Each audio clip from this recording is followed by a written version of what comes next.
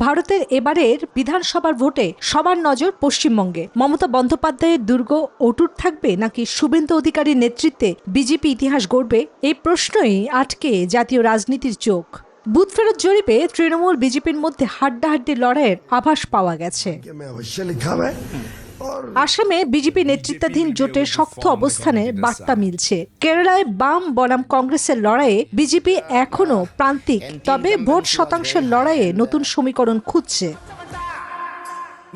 তামিলনাড়ুতে ডিএমকে এআইএডিএমকের প্রচলিত সমীকরণের মাঝখানে বড় পর্দায় থালাপাতি বিজয়ের উত্থান নতুন চমক। আর পুদুচেরি মাত্র 30 আসনের ছোট্ট রাজ্য হলেও দিল্লির বড় বার্তার প্রতীক। ফলে এসব রাজ্যের ফল শুধু সরকার বদলের হিসাব নয়, এটি মোদী সরকার বনাম বিরোধী শিবিরের পরবর্তী লড়াইয়ের রাজনৈতিক থার্মোমিটার। চন্দ্রানী চন্দ্রা, নিউজ 24।